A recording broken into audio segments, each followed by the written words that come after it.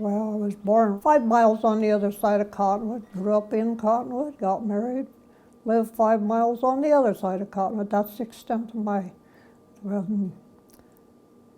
mother and dad were Harry von Bargen, Louise Hatrip von Bargen. Where they were from? Well, right here, well, German by nationality, I mean before, but they've always been Americans. Never traveled anywhere. We weren't traveling people. We didn't have the money to do it with anyway. So big families and lots of fun at home. Well, there were 7 of us and I was the 3rd one. It was Harriet and then Jean and myself and Rich and Joan and Lee and Denny. So they're all gone but me now. God just threw me back. He wasn't ready for me yet.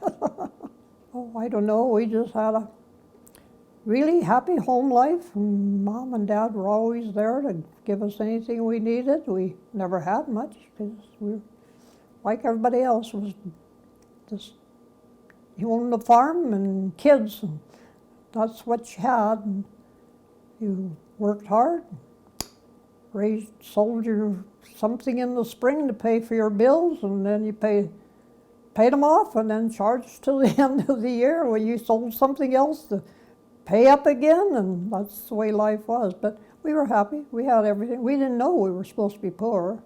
That was just life, and we enjoyed it.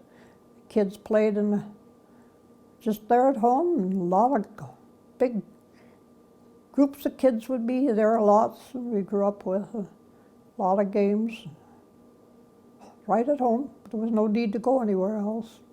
Summertime, we'd swim in the creek and build houses in the trees.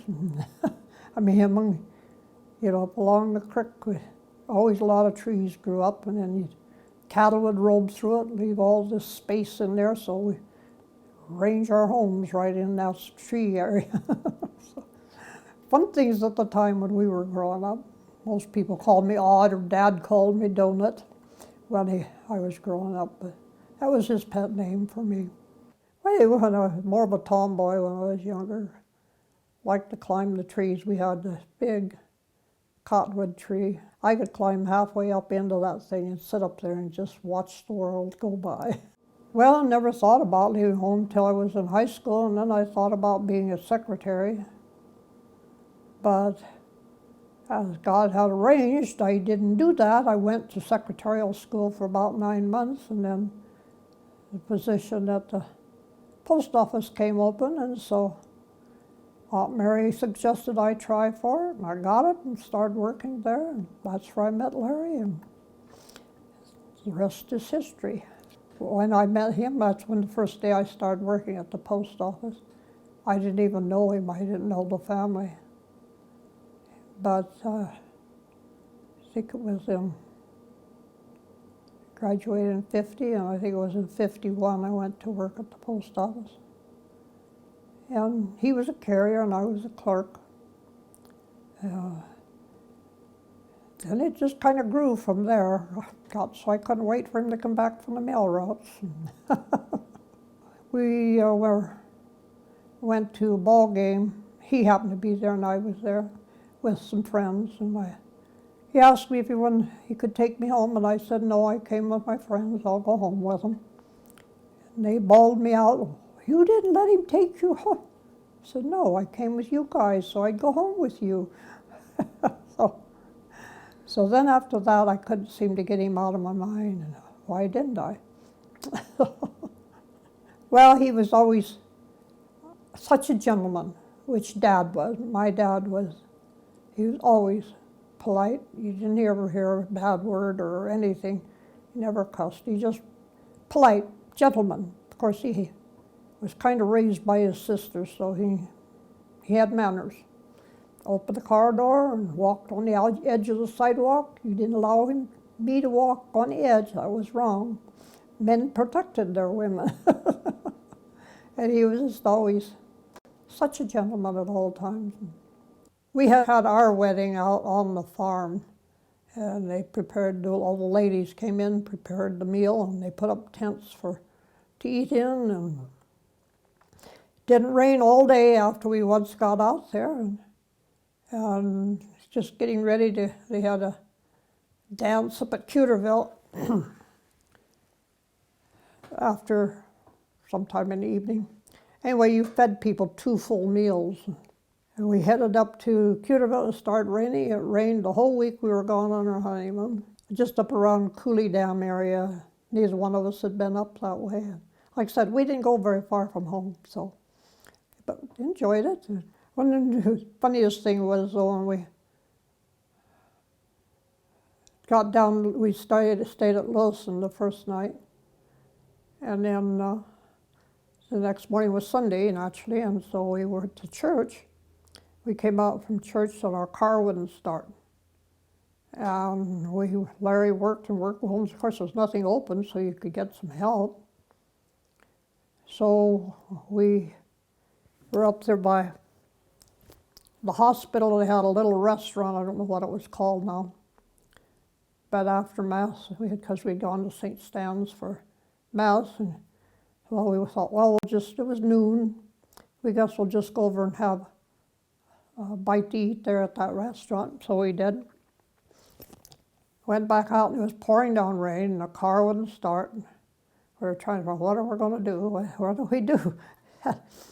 So it got a little later and Larry said, well, I don't know quite who to go to get help. And anyway, so we went back to the little restaurant and he looked at the menu and he said, oh, they have strawberry shortcake. Let's have a shortcake. So we did. We sat and tried to figure out what to do. And then we went back out, car still wouldn't start, and we still didn't know what to do. So it got a little later, and he said, well, we really should be eating dinner, and it's our wedding. And she said, I noticed they had T-bone steak. So we went into the restaurant and ordered a T-bone steak. The waitress looked at us, do you know how much that costs? So we both sat and giggled. Finally, he did find somebody, some garage that the battery had just run down, so he needed a new battery. So got a new battery and we were on our way. But it was just funny I just remember that poor waitress. Do you know how much that costs?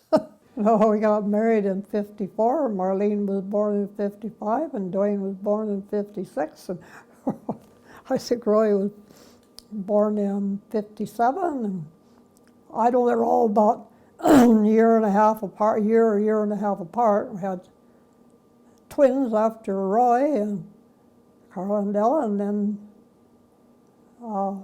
had our little Julie. I gotta stop thinking where they all are. Anyway, and so we had 6 children in 6 years. Didn't plan on that, but that's the way it worked. And then Julie died when she was 4. And, well, of course, Ted was born before that. He was like about 16, 17 months old when Julie died. And then we had Shirley maybe 2 or 3 years after Ted. And that's all the beautiful children he gave us. So enjoyed them all. They're all so glad I got them now.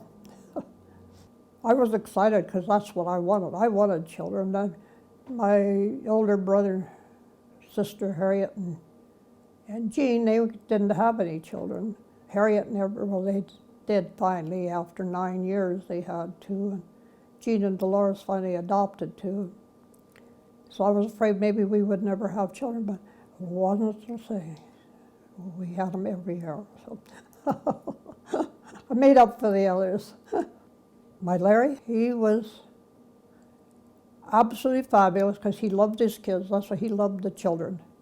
He really enjoyed them all. Well, he ended up having Parkinson, but didn't realize it till, I guess we should have, but not knowing anything about it, I didn't even know there was such a disease. Until one day he got up and, well, he couldn't get up. He got up and he was sitting on the Davenport, and he couldn't get up. And he didn't know who I was or anything about me. You know, just just like that it hit him. I know doctor said something one time, we were there and he said, oh, I see he's got started Parkinson's. It just never entered my head because I had no idea what Parkinson's, and he didn't explain. He said, I can see the tremor in his leg. But what did that mean to me? Because I know nothing about medicine whatsoever, or diseases. And so it really kind of went out of my mind entirely till that happened. And he said, oh, that's his Parkinson's, I'll get him some medicine. So I ordered some pills for him, so that helped him. Then he was fine for quite a few years. But it just progressively got, which Parkinson's does, it's a disease of the muscles, and it progressively got worse and worse. Till he ended up in a nursing home. Oh, that's to die for up on the farm. I said, hey, everybody goes up there, even around the convent. And, Roy and Denise built their house so it took advantage of that view, and you could just sit there for hours and just look out over it. It never gets old. Yeah, somebody was saying, like, a lot of these people from back east that come out and stay at the convent and walk around up there. Absolutely most beautiful view there is in the world up there. That's one thing I regretted having to leave behind. It was an old house. It was over 100 years old when we lived there. So it had to be there a long time before. It was a good place to raise children, though. It was a big house, colder than heck, but in the winter time. But it was fun, because we had a big heater in the living room, and it heated the whole house. And kids would say it was cold upstairs, but because there was no heat up there. But oh, I used to read a lot of murder mysteries. I liked. I probably can't think of anybody's names right now, but the nice ones, not the bad ones. Like Harry Truman's daughter, Belle, was it Belle? Liz. She wrote all about the White House, different murder mysteries and different places. Were interesting. They were interesting because it described the White House a lot. And I enjoyed them. I guess when I got married, he told me never forget to talk to your husband, have a conversation. Don't keep things to yourself, because it's the only way you can make a go of your marriage if you talk. If you forget to talk to each other, it doesn't work. But it was important to talk to each other. Well, I have never been one to want to travel. I like my home, I like the area. I think we're in God's country right here. I don't even get up to see the mountains, not alone. Why would I want to go to somebody else's country and look at their mountains? Not important to me. I enjoy each and every and all the beautiful grandchildren and great-grandchildren. God has been so great to me. Such beautiful children all the way through. I enjoy each and every one of them. Just wish back to the ages where we could see them more often. But as years go by, as life is, they all grow up. They have places to go and things to do. So God overdid it with me. He blesses me always. I mean, it's just like this fall now, I said, it's a miracle.